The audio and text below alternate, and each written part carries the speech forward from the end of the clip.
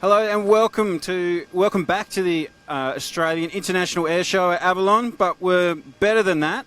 We're in the cockpit of a C-17 Globemaster. So this is about as good as it gets in terms of things that, in experiences that we can provide you guys.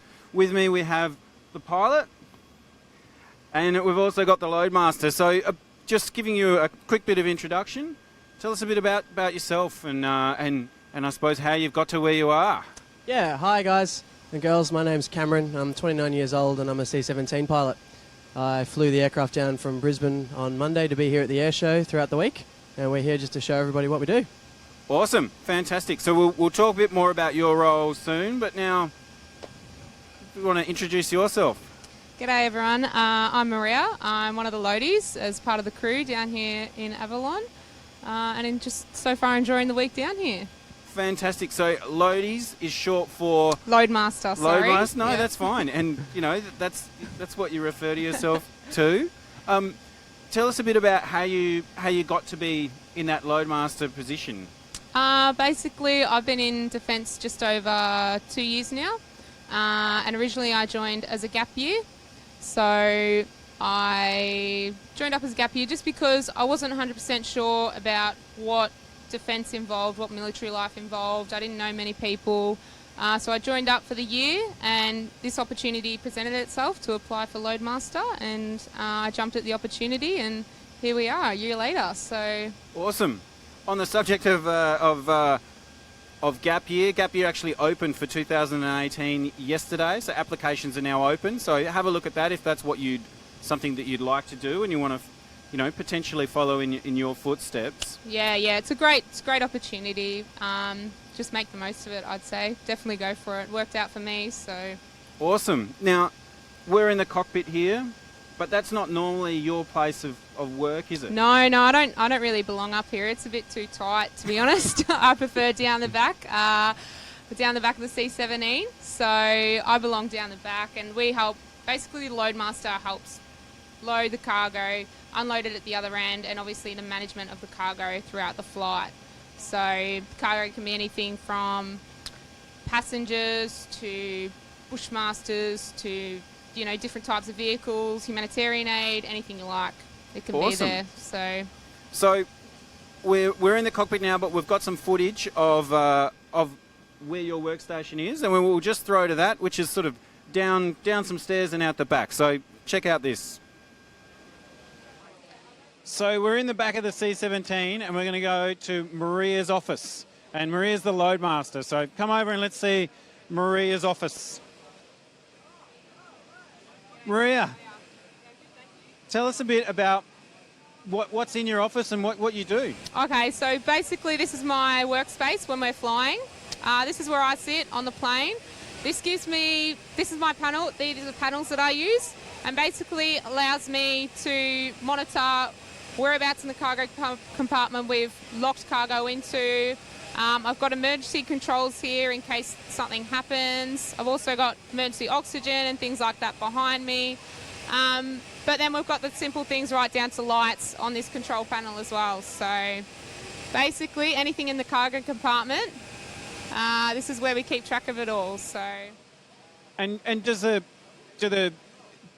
it vary a lot between the different types of cargo that you... Yeah, definitely. So we can our floor is really great. We can configure it however we like. So we can take rolling stock like vehicles on, or we can configure it and put the rollers out and rails up so that we can bring on pallets, roll on pallets, which could be filled with aid or anything, squadron equipment, anything like that. So...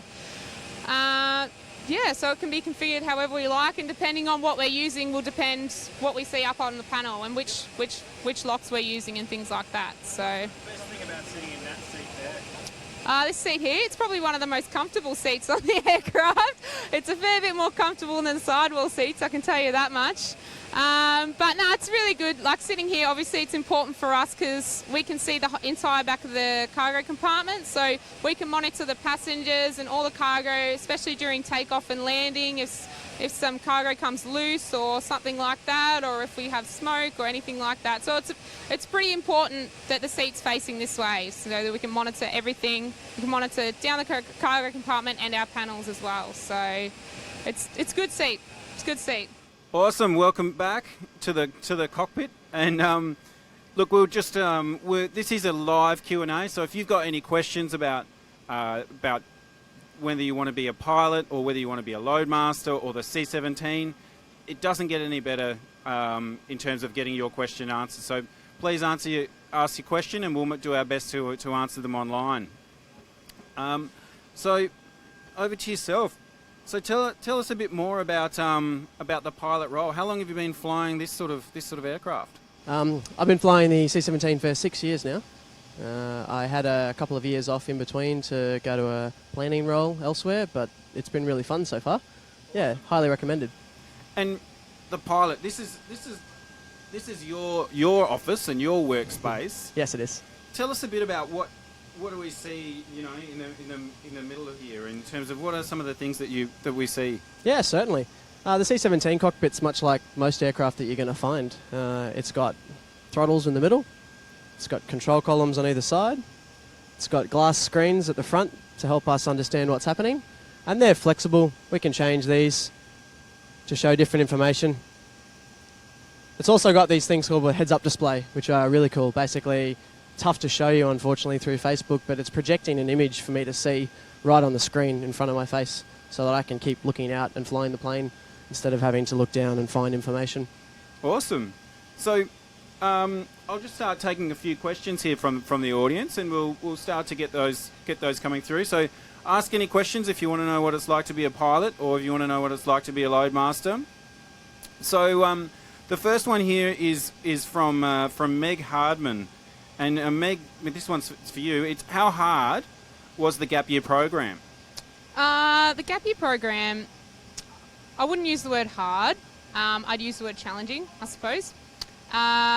So basically you go in and you do recruits like anybody else, and for somebody off the street who hasn't really had much experience with the military, it's a different experience. It's a bit confronting to get used to that military life, I suppose, but once you're used to it, you're used to it. And throughout the year, it obviously depends on what job you want to do for the year. So I did air-based protection, so I was involved with security. So we did a little bit outfield. We worked with dog handlers and we worked with ADGs a little bit as well. And we did a lot of weapons training and security procedures training. But basically, it depends what job you do. Yep. I can't speak for all the others, to be honest. So when you were in your gap year, how long through the year did you go before you decided, this is something I want to continue with?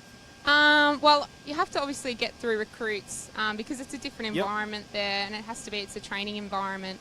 But once I got through that and I started my initial employment training, you got a feel for the different people in the Air Force, the different musterings and all of that kind of thing. And basically from that point on, I suppose I was like, I'd really like to, stay, within the Air Force and do something. And then Loadmaster popped up, and obviously it's an amazing role, so I jumped at it. Here you are. Awesome. Yeah. So questions are starting to come through now, which is fantastic. So keep them coming. So Cameron Crawford asks, was cargo plane your first choice, or did you originally want fast jets? That's a good question. I wanted to be a fighter pilot for the majority of my training. Yep. And then towards the end, when they actually asked us as trainees, what would you like to fly? At the end of course, I had to have a really hard think about it. Yep. And I decided that I wanted to fly the C-17. Awesome. So this was my first preference off pilot's course, and I decided that this was the best way to see the world and help people doing it. Fantastic. So a little bit about your journey to become a pilot. You obviously didn't just start flying a C-17. What was the first sort of plane that you flew as part of your training? Yeah, so It is a little bit of a challenge to jump straight into the C-17. So Yep. they start us off on a variety of smaller aircraft through pilot's course, and they teach us the basic skills of how to be a pilot. I started flying the CT4 at Tamworth Basic Flying Training School. I think we've got some footage of that you probably see on there, the CT4. And that was the first aircraft that we got to fly. Very basic, very good at teaching people how to fly a plane and focusing on the basics. And then passing that basic Yep. flying training school, I was able to move over to Perth to 2 flying training school. And we flew the PC-9 aircraft, which was a little faster, a little more sophisticated, a little harder to fly. And we continued our training from there. And ultimately, at 2 flying training school, passing that means that you are now a pilot and you get issued your wings and a platform. Awesome. Yeah. So, I've got another question here that's just sort of based on your experience. Madison Hall asks, did you have any flying experience before you started at ADFA? Sure. I had very limited flying experience, which is a plus. Yep. You don't need much to get through recruiting and then to pass the schools. You basically get taught everything you need to know on the schools. So I had, I believe it was about 10 hours of flying and my first solo, which I did through the Air Force cadets. So that was really Awesome. wonderful. Okay. So, a few more questions here. Ali Nankaville asks, and this is probably one for both of you, what kind of deployments does the C-17 take you on? Well, the C-17 goes everywhere, and that's one of the great parts of the job.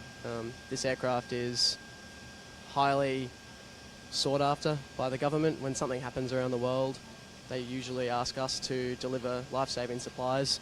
So in terms of where we go, there's really no schedule. It's completely as required. I've been fortunate enough to see places such as Antarctica, a lot of the United States, most of Southeast Asia. What about yourself? Yeah, I've only been converted about 6 months now, but already I've been to the US a couple of times and a lot of domestic trips as well. So Antarctica's on the list, maybe one day. Yeah, I've seen that. Looks pretty amazing. It's pretty hard to get to all continents, and that's one of the ones that's pretty hard to get to. Okay, so that should answer your question. The answer is lots of different places, lots of different activities. Isaac Dawson asks, are there any downsides of working in the ADF? I don't know. I'm trying to think. Like, I suppose one thing is that you need to be aware of, like, some days you do work long days, you know. It's not a 9-to-5 job all the time kind of thing. And sometimes things happen last minute, especially because our aircraft is so great for humanitarian aid. We get asked to do some things quite last minute. Me being so recently graduated for the job, I haven't had that experience yet, but I'm sure you've had something along those lines. We were all up at 2 a.m. on Monday getting the aircraft ready to come to Avalon, and then we had to stay awake all throughout the day to get the aircraft ready while we were here. So that was an example of a really early start and a long day. When you go away on a long trip, or if you're helping other nations that are in a crisis, the work doesn't stop. You just have to keep going day after day. I think one of the things that I find difficult and challenging sometimes in the Defence Force is being away from family. Yep. So you miss out on things from time to time, birthdays, weddings, things that you can't control just because of the schedule.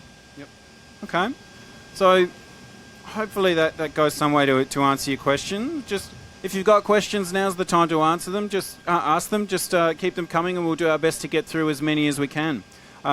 Certainly going to go for there's many questions about C-17 or pilot and loadmaster, because that's where we're at. Peyton Williams asks, what are most of your duties as a pilot? That's a really big question. Yeah. We do a little bit of everything. Pilots in the Defence Force are self-sufficient, so we do an awful lot of study, planning, we prepare for things, we fly the missions when we're away, we look after the crew, we make sure that the mission gets achieved, and then when we get back we have to write reports, make sure that we're ready for the next mission. Sometimes you have to do 2 or 3 of these things at once. It's quite busy. Okay. And the crew of this plane, what's the the typical crew? Is it just you two, or is there more? Typical crew can vary, but I would say one pilot, one co-pilot, and a loadmaster for a total of 3. And then if we go away overnight, we'll take 2 or 3 maintainers along as well, so that they can help us refuel the aircraft, fix any problems that happen, and that would form a basic crew. I think we can obviously go onwards and upwards from there. We can bring extra people along. It's always great to have a second loadmaster along, don't you think? Yeah, always good. They always lend a hand, especially for me at the moment, because I've only recently finished course. I actually have to be supervised when I'm loading cargo and passengers onto the jet, because I don't know everything yet. So it's great for me because I get to draw on that experience from other loadmasters who've been in the mustering a lot longer than I have. So okay, awesome. I've got a question here for yourself from Mitch Patterson. For a loadmaster, what's the training process like, and what does it entail for applicants coming straight into the RAF? Is it the same as those who transferred across from? It's pretty similar, I suppose. Like, I transferred across, but I had a similar path in that I hadn't been in the Defence Force very long. But basically, you've got, I can't remember exactly how many, but 5 or 6 prerequisite courses that you have to do, and those courses might be, straight off the street, you'll go through recruits, obviously, and that's 3 months there. And then you'll start your prerequisite courses, so that includes DG training, aviation medicine training, Airman Aircrew initial, which is basic aviation knowledge kind of stuff. You've also got combat survival as well, and loadmaster basic, which is just weight and balance of the jet and publications interpretation and things like that. And then I think there might be a couple more there. Yeah. But once you've done that, then you'll go on to conversion course. So we've got obviously the C-17, the Spartan, the Herc, and the KC-30. So depending on which platform you're going to, depends on, obviously there's different training for each platform. So the KC-30, they have more to do with the air-to-air refueling. Yep. So that's more their niche there. But obviously you wouldn't load a plane this big the same as you would load a Spartan, which is, Smaller, much smaller. Much smaller. So Okay. yeah, it depends on what platform you go to. But yeah, the starter training is pretty similar. Hopefully that went to answer your question. So I've got a few questions here coming in. There's one from Brad about the fact that do you need year 12 to apply to become a pilot, and another one would be how crucial would it be to study mathematics in high school to become a pilot? And that one's from Ben. Sure. We'll start with the mathematics question first. I think that's pretty crucial. Maths, science, chemistry, these are the subjects that I studied 12 years ago when I was in high school to allow me to get a university degree and think in a suitable manner to be a pilot. There's a lot of calculations, a lot of complex thinking. Year 12 is an interesting question. I wouldn't want to tell you wrong information, so I'm not entirely sure if year 12 is mandatory.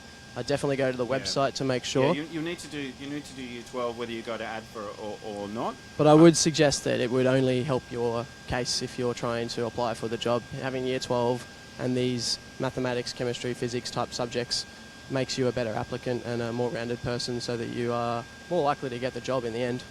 Okay. Here's a practical based question here. Is there a toilet on the plane? Yeah, we're really fortunate Yep. compared to the jets, I suppose.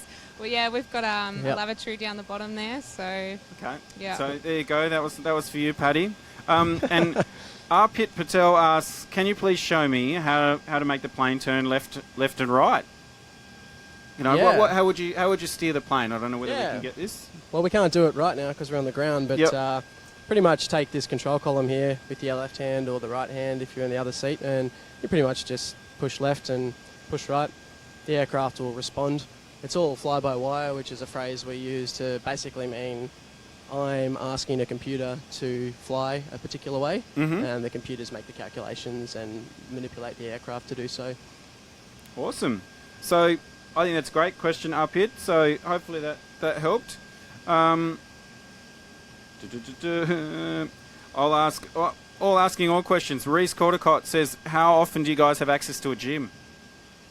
Well, I actually live on base, so I can go to the gym whenever I like. Every day. We've got a massive gym up at Amberley, so it's great. There's a pool there, gym there, whenever you want. During working hours, about 3 hours a week we're entitled to at the moment. So, but, you know, that comes and goes depending on your hierarchy and how much time you've got spare. And, like, if you don't have time to go to the gym, you're not going to the gym kind of thing. So Yeah, that's right. Fair enough. Keep the questions coming. If you've got a question, this is the best time to answer it. Corinne O'Neill says, can you hear a bit more from Maria about why she chose Loadmaster? why did I choose Loadmaster? Well, there's a lot of travel involved, and for me, I'm quite young. I don't have a partner. I don't have kids, so it's perfect. I can get away whenever I like, and I don't have to worry about anyone else, to be honest, because that's something really important to consider when you're joining up. Like, as a Loadmaster or a pilot, you are away from family a lot. So that's something really important to consider. But Loadmaster, you do a lot of trip prep and things like that, so you do spend time behind a desk. Not going to lie to you there, but you also spend a lot of time in the jet doing practical things and like a lot of manual labour. And so what drew me was, you know, the physical and mental aspect of it, I suppose. You know, you get a bit of both worlds, I suppose. Yeah, the travel, both worlds, and it's challenging. Like, every day, like, I talk to people at work and they've been in for years and years and years, and they're still learning things every day. Of course, Defence is bringing in new equipment all the time, and every time new equipment comes in, we have to work out the appropriate way that we're going to transport it and restrain it within the jet. So there's always things to learn, and I think that's one of the main things to take out of it is you're always learning, always studying, always revisioning, always learning. So awesome. Hopefully that helps, Corinne. I think it was a great answer. So there's a question here from Jake which related a bit to what you were saying. Being a Loadmaster, is it physically demanding? And you sort of touched on that. Yeah, it's nothing, you know, extreme kind of thing, but you know, you've got to be comfortable getting under vehicles to put chains on. You've got to be comfortable pushing you've got a team of people working with you majority of the time. So, you know, you might need to push a 5,000 pound pallet onto the jet, but, you know, you might have 3 or 4 people helping you do that kind of thing. So just on that pallet, I think we've got some cutaway footage as well of that they can sort of play of how versatile the floor is, and the fact you can turn it over and So basically, our floor, we can have a flat floor for rolling stock like vehicles, choppers, and things like that. And we've got tie down rings in the cargo compartment, which we utilise for that kind of cargo. Or we can basically lift up part of the floor, flip it over, and we've got rollers which we can use to roll pallets onto. And we've got rails which restrain them. Within the rails, there's locks which contain everything. So it's, I'm sure if you see the footage, it makes a lot more sense kind of thing than I'm explaining it. Hopefully that all worked seamlessly, and you've sort of got an understanding. I can see it working here now. So, Edgar asks, is this being filmed in Darwin? No, this is being filmed at Avalon Airshow. We're just out of Geelong in Victoria. So, come on down Friday, Saturday or Sunday. It's open to the public, and there are hundreds of aircraft here. It's pretty amazing. What do we have here? Oh, here we go. I noticed, this is from Disha, that the pilot is wearing glasses. How does that work? So, I guess, do you need 20/20 vision, perfect vision, to become a pilot? Sure. Well, you can be a pilot even if you wear glasses. There you go. There are some minimum requirements, of course, but it's not as strict as it used to be. So I think there's probably a lot of misinformation out there about the minimum medical requirements. Mm-hmm. A lot of it gets exaggerated in the media and movies, etc. But I didn't have perfect sight when I joined, and I don't have perfect sight now. So if that's holding you back, I'd definitely get in touch with Defence Recruiting and find out what those minimums are, make an appointment, ask the questions, don't hold back. And we often get asked lots of medical questions online, and there's not much we can answer online. We're not doctors, so as part of the recruitment process, you're assessed as an individual, and that's the only way you can really find out. So you have to start the process to find out whether you can, or whether there's a barrier in your way, and whether you can get around that. So great question. Amir asks, how many hours do you guys fly a week? And I don't know whether there is a typical week for you guys. No, there's no such thing as a typical week. But we could average it out to about 400 hours a year. Yep. Sometimes a little bit less, sometimes more. It really comes down to the schedule. I mean, you could be away for 3 or 4 weeks working every other day constantly, and then after something like that, you're going to come back and have a couple of weeks of respite, get back into the office, catch up on administration, plan for the next set of flying. So it does vary. But I think for those people that are interested in hours and flying, 400 a year is a good average. More questions coming through. Ben de Vries asks, how helpful was it being in the Australian Air Force cadets in becoming a pilot? Yeah, that's good. I did it as a kid, young adult. I did it because it was fun. Yep. It was something to do on a Monday night, and I got to see things that I wouldn't otherwise. I wouldn't say that it's essential, so don't rush out and join just because you want to be a pilot. But by all means, it gives you an idea of what's involved, at least in a small way. They obviously do camps throughout the year where you go to a RAF base and you live there for a week and you eat at a mess and you experience what you can. I guess in a small way, like the Gap Year program. The Gap Year program is obviously designed for people that have left school and are adults and would like to join full-time. Air Force Cadets is just something that you can do while you're at school. Yep. Okay, so hopefully that helps. Hayden Rackley asks, is there a skill difference between Air Force, Navy and Army pilots? I don't know whether there's... Well, I'll let you answer. That's not one for me. No, there isn't. Everybody has their niche role. Of course, Navy and Army focus on rotary flying helicopters. So I'm not a helicopter pilot. I imagine that there are some skill differences, but mostly we go through the same training. I know all 3 services go through basic flying training school, and the Navy and the Air Force go to Perth and finish 2 flying training school, all to the same standard. It just depends on what sort of lifestyle you want to lead after that and whether you're interested in helicopters or planes. Okay, awesome.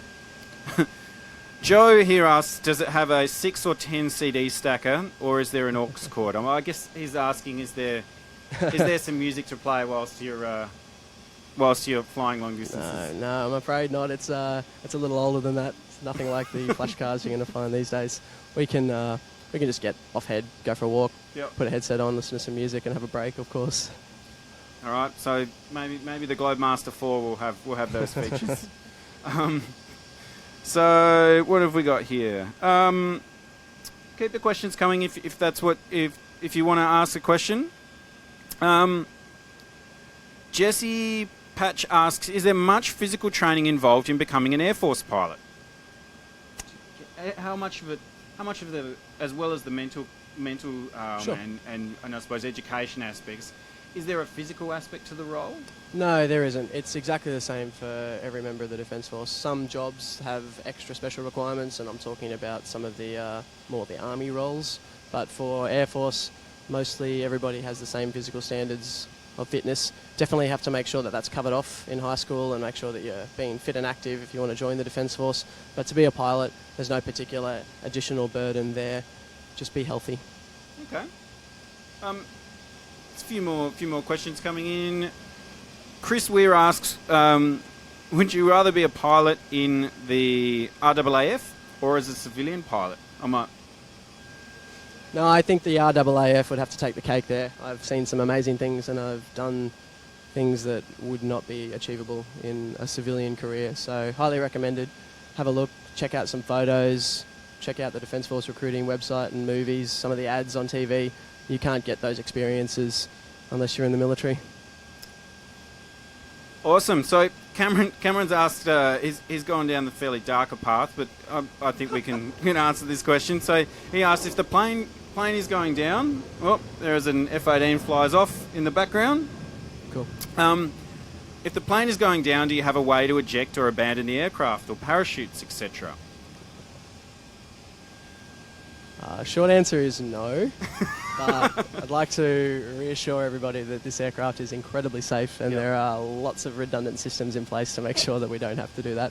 Part of my role in the cruise is not to fly the aircraft. We have an autopilot system that does that for us. My job is to make sure that if anything goes wrong, that we are able to safely land somewhere. Awesome. So hopefully that went some way to answer your question. Brown Centino asks, do you ever drop packages from the sky? Yeah, we do airdrop. We've dropped a lot of stuff, I suppose. Actually, recently we just dropped in Antarctica, so that was a big milestone. But I haven't actually, as part of my training, I've still yet to do airdrop training, because obviously they're not going to straight away off course just throw you into throwing things out of the back of a plane. So in a few months I'll begin airdrop training, so I'm really looking forward to it. But yeah, it's another course that the pilots do as well, isn't it? Yeah, it is, and it's a very military thing as well. So something you can't do in a civilian aircraft? Very rarely would I think that you'd be doing that in a civilian aircraft, but life-saving equipment, Antarctica where the weather is so bad sometimes you can't land, it's a great capability. All right, so I've got a question here from Josh Harper, and we've actually got a video that tries to line up a bit more about this. So Josh Harper asks, how big is the plane? I'd love to see it. So maybe if we can throw to that other footage. So we're just going to have a quick walk around and a quick tour on the outside of the C-17 with a pilot. So let's go. All right, let's do it. So you've been flying this aircraft for a while? Yeah, 6 years now. 6 years. So you've been some places? Yes, I've been pretty fortunate. I've seen a lot of the world, a lot of travel with this squadron and this aircraft. That's really good. There's our guys over here. So what are some of the things that you look at before you take off on the outside of this aircraft? Yeah, well, at the moment the aircraft's set up for an air show, so you can see we've got a lot of obstructions. We've got bollards, ropes, equipment is hanging off the aircraft. So before we go flying, a captain like myself will walk around the aircraft, just check that everything's in order, make sure that we haven't left any panels open. And I'll just do that from the door. I'll go clockwise all the way around the aircraft. I'll check the engines, I'll check the wings, I'll even get in under the gear, and I'll have a sticky beak at the wheels. And this aircraft can lift an enormous payload. How often do these sorts of engines get checked and worked on? Well, their maintenance is top-notch in the Air Force. They're checked regularly. After every flight, minor inspections are done, and then regularly throughout the year and then over the decades, we'll start overhauling these engines. We'll take them off, send them away, we'll get a new one and put it on, so they're always working. All right, so how big's the plane? The answer is big. The biggest plane in the Royal Australian Air Force? Very close to it. The KC-30 is also rather large. Okay. I think it is just slightly longer and wider. It's a little narrow, but it's very big as well. Okay. So good question, and I hope that answered it for you. This one's from. Zishan asks, does the plane have air-to-air fuel capability? And if yes, how do you get trained for it? It absolutely does. We do have the ability to do air-to-air refueling, and the RAF's just developing that capability and refining it. Training is all about just jumping in the simulator and using that equipment to safely learn a new skill and how to fly right up behind another large aircraft. And then after the simulator course, there'll be a couple of actual flights in the real plane where we buddy up with 33 Squadron, the KC-30 pilots, and they offload some fuel to us. Yep. And then you're qualified. Okay. And there you go. So yes and yes and yes is the answer. So David Apollo asks, how long does it typically take to become a pilot from joining the Army? So I think probably the question is how long, from when you finish in the classroom to when you're flying a plane does it typically take? Yeah. It does depend on the service that you join, and it depends on the way in which you join. Obviously, there are many different streams and different ways that you can join. If you study at university, that's going to take you 2 to 3, maybe even 4 years, depending on the degree type, to get through that component. And then there's obviously service training requirements, but they won't be more than a year, I would have thought.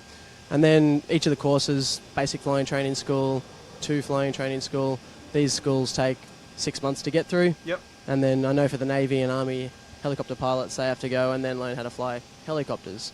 So it's a bit of a tough question to answer. Hopefully that helps a little bit. Yeah.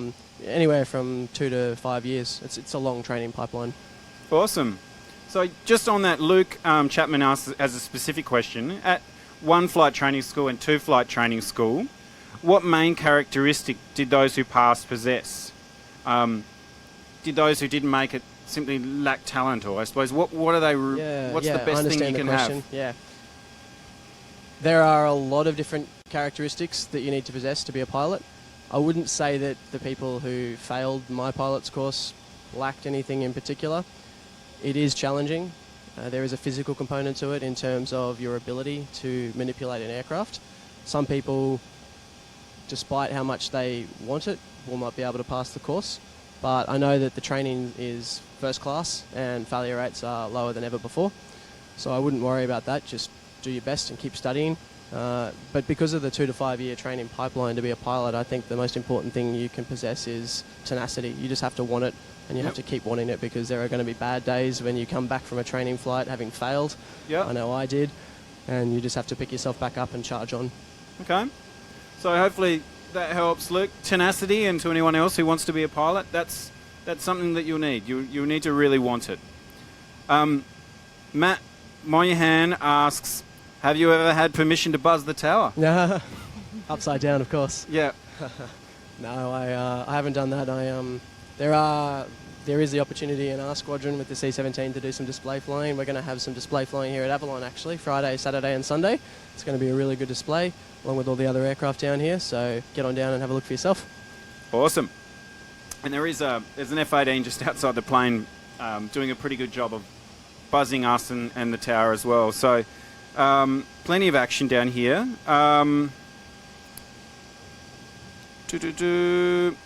Is there any age requirement for becoming a pilot? From Priyanka. I think the age requirements would probably be relevant for everyone joining the military. Yeah. It is possible to begin your recruitment, I believe, when you're 16 with parental permission, but signing on and actually joining the Defence Force, I believe the minimum age is 17 with parental permission. That's correct. So yeah, for ADFA you can start at 16 and a half. Yep. But you'll need to be 17 to join. But as you'll need to complete year 12 to become a pilot, that's that depends on different states, but that hopefully gives you some sort of idea. Callum Yates, what's the maximum distance the aircraft can fly? Oh, great question. That's a pilot question. It is a pilot question. I'll take that one. It depends on how much cargo we're carrying. I like to tell people that we can carry a lot of stuff a short distance, or we can carry a little bit of stuff a long, long way. Typical flights that we do quite often are flying from the east coast of Australia to Hawaii. That's a favourite of mine. And then from there we can go from Hawaii to most of the United States. Okay. So that gives you an idea of the range that we can fly. Awesome. Awesome question, Callum. So looking through...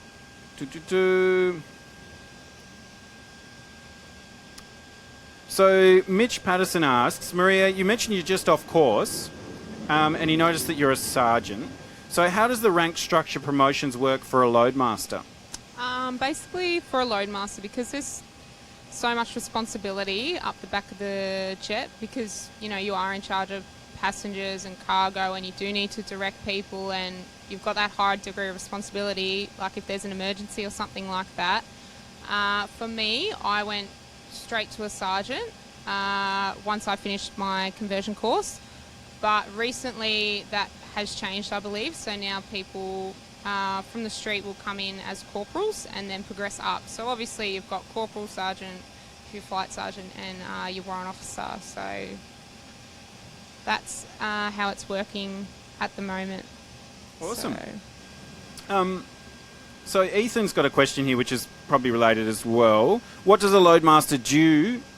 What does a loadmaster do during flight specifically? During flight? Well, we've got a number of routine checks, I suppose, that we've got to make throughout the flight.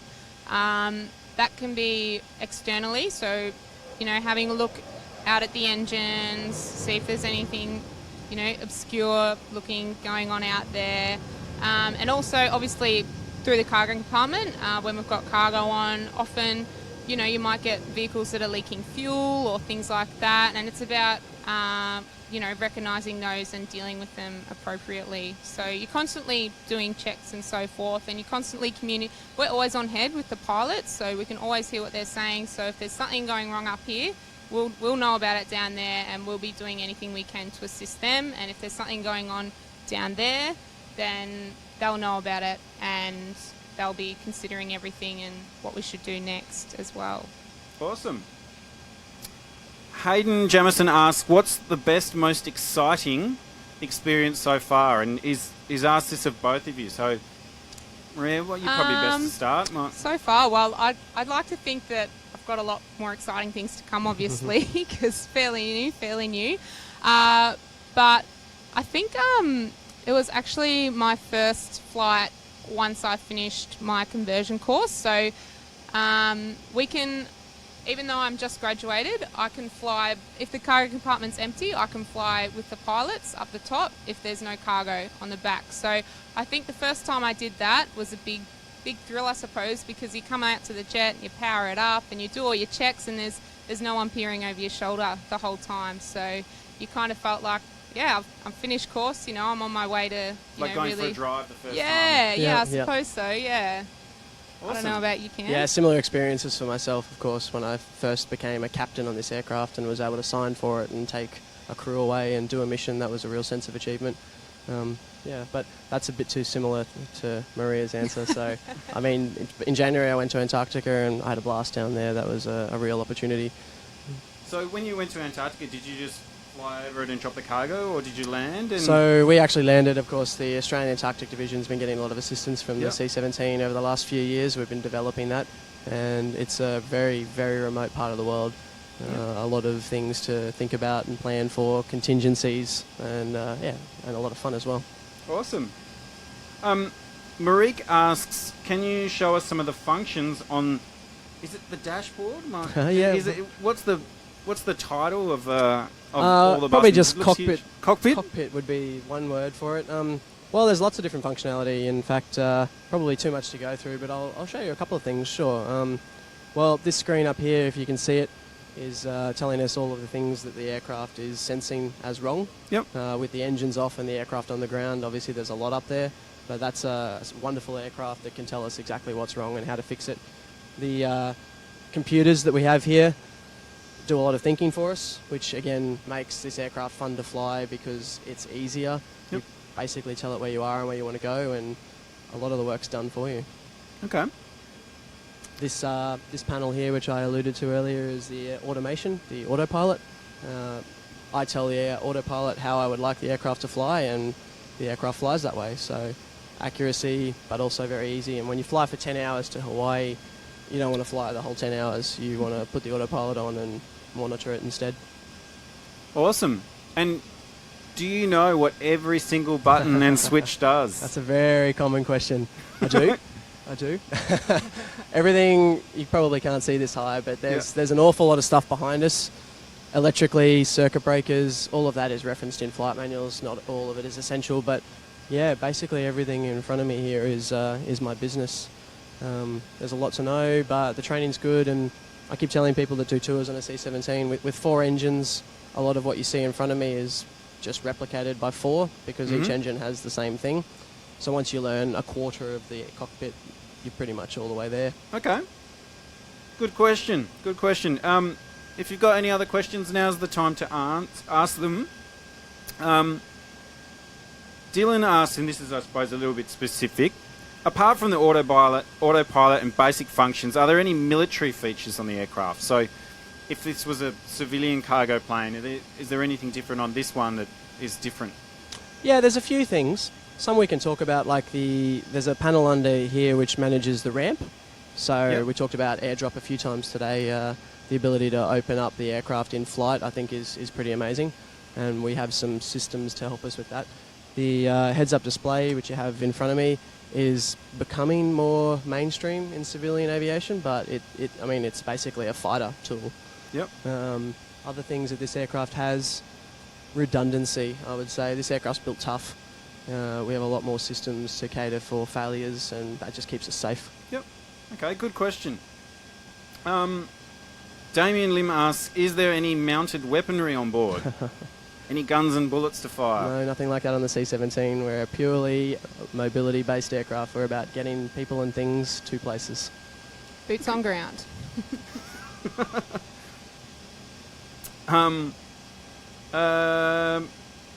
Ben asks, and I suppose this is all relatively, do you have any scary moments when you've flown in the past? Scary. People have asked me that a few times in the past.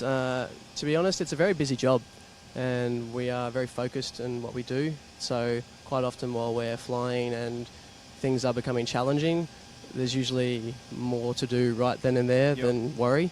So I haven't. Things don't always go to plan, of course, but with your preparation and your training and thinking about things constantly, you can usually come up with a very clever way of recovering. Yep. And I suppose that's what the training's for, to keep you focused on... That's right. We're basically trained from day one to be safe aviators, and that doesn't stop. Even at 6 years, I'm still learning how to do things better and how to interact with all of the people in my crew to make it as safe as possible. Okay. And I've always wondered this as well, mate. Have you ever gotten airsick? I have, yeah. Yeah? yeah. Only once so far, but it's a bit different down the end because you don't have the horizon to kind of gauge where you're at, kind of thing. So yeah, I've gotten sick before, but that's all right. Only once. Only once. No, it is like in the cockpit here. We're about 3-4 meters above where the cargo deck is and where your workstation is. So it is a lot higher and. Yeah, the windows in the cockpit make it much easier for pilots to avoid that sensation of air sickness, I suppose. It's a powerful cue that your brain uses to avoid that. If you go down the back of an aircraft where it's dark and there are no windows and we're flying in an aggressive manner, it does get you a little bit. Yeah, it's a bit like sitting in the back of the bus. Yeah, exactly, and we've all done that when it's summer and the aircon's not working and you're getting bounced around. It's not pleasant. Mark asks a quick question. How fast does it go? A little tiny bit slower than a civilian plane. Depends on where we are, but the answer to that is 0.76 times the speed of sound. A lot of civilian aircraft will fly at about 0.8, and this Hornet that's bashing around Avalon at the moment can go even faster than the speed of sound. So, how many would that be in kilometres per hour, roughly? Yeah, we could try and equate it, maybe about 800 kilometres an hour. Okay. And of course, if you're lucky enough to find a tailwind up there in the sky, you can get to Hawaii quicker. Okay, there you go. Greg asks, is C-17 a turboprop? Yeah, all right, so different engines have different names. It's not a piston engine. It's not a propeller-driven aircraft. It's a turbofan. We have a jet engine and a giant fan, stage 1 it's called, that gets bolted to the front of that. So good for efficiency at speeds below the speed of sound, but also really good in the cruise like a civilian airliner. So very similar to what you're going to find at the airport, 737s, 767s, just like that. Okay. And Ben asks a question. Keep the questions coming if you want. We've got some time to go. This all sort of depends, but how many personnel can you carry in the aircraft? So down the back we've got 54 sidewall seats, which we can put down. We've also got seats... So they're the seats on the side of each side of the aircraft? Yeah, each side of the aircraft. So we've got 27 each side. We've also got seats that we can install down the centre line of the aircraft, and there's 48 of those. Or we can bring on what they call palletised seating, and they look like airline seats, but they're all permanently fitted to a pallet. So we would load them on like we normally load a pallet on, and we can get an extra 80 seats with those. So depending on what we need and depending on whether we've got baggage pallets or things like that, what other cargo we've got, basically we can manipulate the back to whatever we need. Okay. So good question. But it's not just seats as well. It's a versatile aircraft as well. We can do other things. Can be configured for other things. Yep, definitely. So with the flat floor, we can bring on choppers. I think we can do 3 Black Hawks. It's a tricky load. 4 Bushmasters, which I've heard is pretty tight. I haven't done the load yet, but I'm sure it's going to come one day. What else can we do? Seals. Sorry? Seals. Seals. Aquatic wildlife. Yeah, we can do the dogs as well. We take Yep. the dogs, the military working dogs. It can be set for in a medical. Yeah. So we can set up for 36 high dependencies patients down the back, and so we'll have a medical team come on and basically run the show from the back, and that's been used in the past before. Yep. So it's quite a versatile aircraft. Yeah. So Good question. Related to that, we'll keep them coming. Colinio asks, what's the maximum load that the C-17 can carry? so our max payload is 164,900 pounds. So I think it's something around 70 tonne, somewhere around that number, a bit more maybe. So yeah, we can carry a bit. Yeah. Awesome. So look, if there's no other questions, we might wrap it up soon. I'll give you a chance to ask a few more. Certainly the ones about for the pilot or the loadmaster or about the C-17 are pretty much as good as it's going to get. This is a fantastic opportunity, and if you are in and around Melbourne or Geelong or even in Victoria and you don't mind a drive, getting down here to Avalon on Friday, Saturday or Sunday is a pretty amazing experience. You get the opportunity as a member of the public to walk through the aircraft, Yes. to stand in the back, to walk through, and all of the aircraft, well, the cargo aircraft anyway, are open for you to walk through, and everything's here, including the newest plane in the fleet. When it does come, which is arriving tomorrow, I think, the F-35. There's a lot of aircraft coming and some from overseas as well, other nations. It's a very, very big air show. Yep.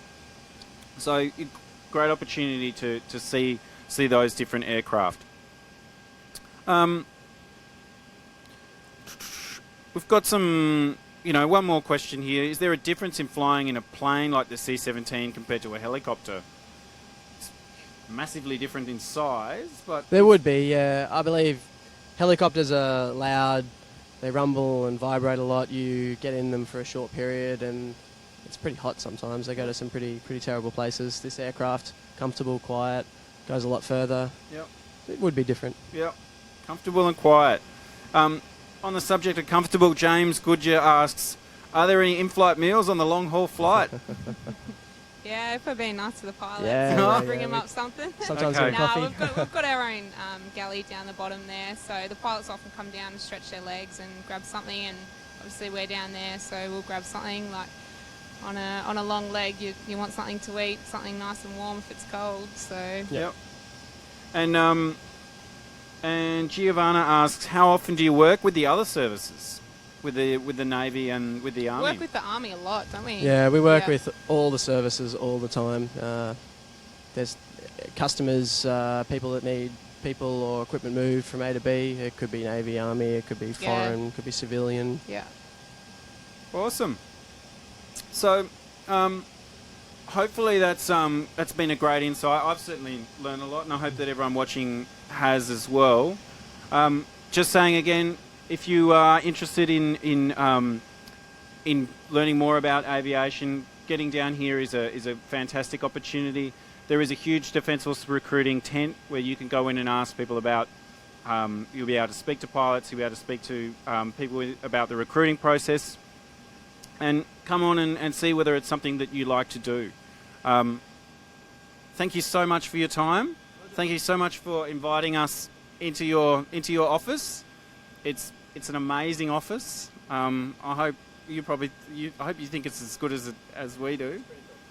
And enjoy the rest of your time here at Avalon. Thanks everyone for watching.